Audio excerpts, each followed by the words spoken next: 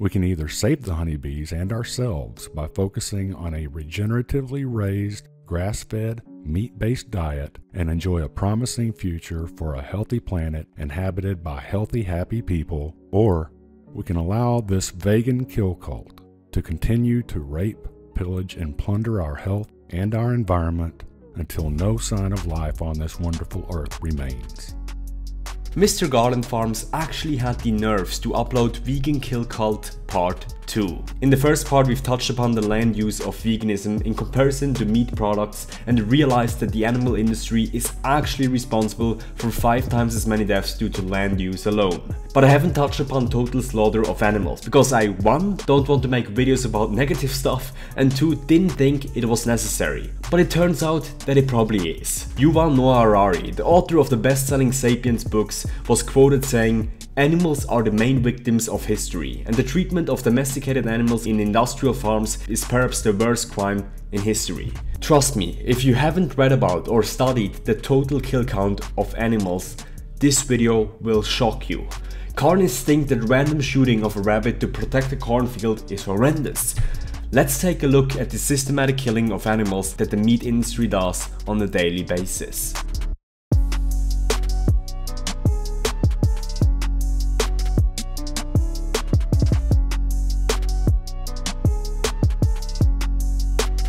Although the acceptance of veganism has grown by over 600% in the last couple of years, it is still a drop on a hot stone. Total meat production has grown 5-fold since 1961. Asia is the largest meat producer, which accounts for 40 to 45% of all meat produced. While Asia has increased its production 15-fold, the production of meat in Europe and North America also haven't stopped to grow. They increased more than 2-fold. To generate this amount of meat, gigantic numbers of animals need to be slaughtered. In 2014, this resulted in 62 billion chicken deaths, 1.5 billion pig deaths, 650 million turkey deaths, 550 million sheep deaths, 450 million goat deaths, and 300 million cattle deaths. This results to more than 65 billion dead animals per year. Since the beginning of this video, more than 150,000 animals were slaughtered. A butcher's personal account on this scene was, quote, "The worst thing, worse than the physical danger, is the emotional toll. If you work in the stick pit, where hogs are killed, for any period of time, that lets you kill things but doesn't let you care. You may look a hog in the eye that's walking around in the blood pit with you and think, God, that really isn't a bad looking animal. You may want to pet it. Pigs down on the kill floor have come up to nuzzle me like a puppy. 2 minutes later I had to kill them, beat them to death with a pipe. I can't care. 65 billion deaths per year is such a ridiculous sum that I need to put this into perspective. In 2017, approximately 12,000 people died due to terrorist attacks. The plague, also known as the Black Death, killed 200 million people in Eurasia and Europe in a span of 4 years. In World War II, the deadliest military conflict, an estimated total of 80 million people perished. In World War I, a total of 16 million people died. Even if you combined the terrorists, the plague, Second and First World War, we would only go up to maximum 300 million deaths. This is about 0.5% of the total animals that we kill in a year. We've created such efficient killing machines that in the years 2014 and 13, we've killed more than 100 billion organisms. 107 billion humans in a span of 200,000 years have ever lived on this planet. So in 2 years we killed what took our species 100,000 times longer to create. But before you stop this video and roll into a corner in the fetus position, let me tell you that this might change in the future. Meat production may peak in the next 10 to 20 years or experience slow growth. There are a couple of reasons for that, and one can be found in India.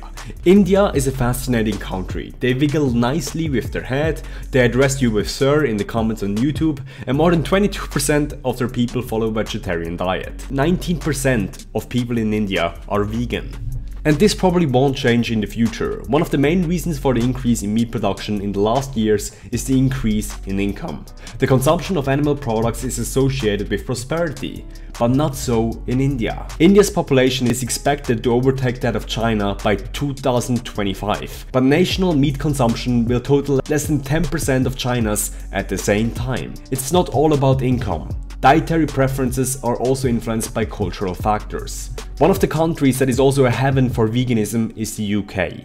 Veganism seems to have up to 7% of UK's population according to this account. This would mean 3.5 million people are vegan in the country alone. A paper from the University of Oxford found that if most people would adapt a vegan diet until 2050, we could avoid 8.1 million human deaths, nearly the entirety of my beautiful country, Switzerland. One thing that at least prevents me from going into the fetus position on this matter is also by taking a look at the Beyond Meat stock. Its valuation more than quadrupled since its IPO. The price of Beyond Meat is ridiculous and absolutely not backed by their numbers. But Beyond Meat has, like the Tesla company, gigantic potential. People are not buying the current numbers, but the future Beyond Meat could bring with it. And the promising future could look like this. You find two identical meats in texture, taste and price in the supermarket. You have two people with different preferences. The one person buys meat 1 and 2 and the other person buys just meat 1. What happens is that producers get incentivized to produce meat 1, because person 1 and person 2 both show buying behavior. Person 1 could be a regular meat eater and person 2 could be a vegan. And this is not far-fetched. This happened to halal meat production in Britain. Although Muslims make up only about 5% of the population in that country, 51% of lamb, 31% of chicken and 7% of beef is religiously killed. The percentage of halal meat that is produced rapidly outsizes the Muslim population. Reason being is that normal meat eaters buy meat 1 and 2, while Muslims only buy meat 1, the halal version. Although the status quo of meat production and consumption does look grim and way worse than the death cult of veganism, I think it pays to be optimistic. Cultural and economic causes could drive a revolution that few people have anticipated. And if it comes that way, I want to make sure to be a part of it. The mission of this YouTube channel is to put veganism across the goal line. If you want to help us achieve that, like and subscribe to this channel and don't forget to hit the bell icon. Let's make food production great again.